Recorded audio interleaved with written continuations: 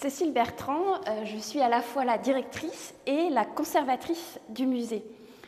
Comme directrice, je me vois comme un chef d'orchestre qui fait en sorte que les services du musée travaillent ensemble pour assurer la conservation des collections, l'accueil du public et la programmation du musée, mais aussi pour piloter les fonctions support, les moyens qui vont nous permettre d'assurer ces missions. Donc ce sont le budget, les ressources humaines, toute la gestion administrative qui permet le fonctionnement de l'établissement.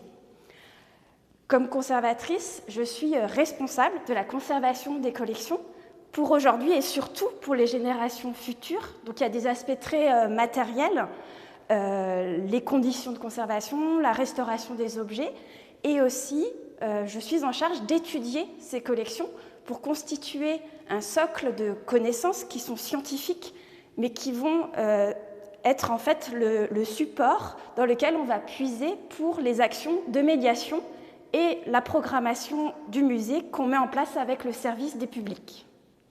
Pour moi, les qualités principalement requises pour un conservateur, c'est la curiosité, le plaisir de transmettre et la force de persuasion pour pouvoir concrétiser des projets ambitieux. Je pense que le plus difficile, c'est vraiment de concilier les missions de direction et de conservateur. En même temps, c'est très important que ce soit la même personne qui assure les deux fonctions, parce que ça permet vraiment de mettre en cohérence les moyens avec une stratégie centrée sur les collections.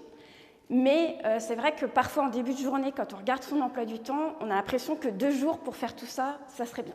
Ce qui me plaît le plus dans mon métier, c'est vraiment de travailler au plus près des objets.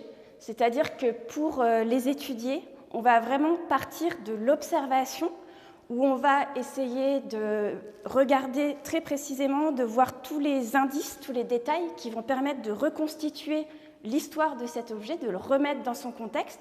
Et après, bien sûr, on va croiser avec les sources, avec d'autres indications, mais on part vraiment toujours de cette observation de l'objet.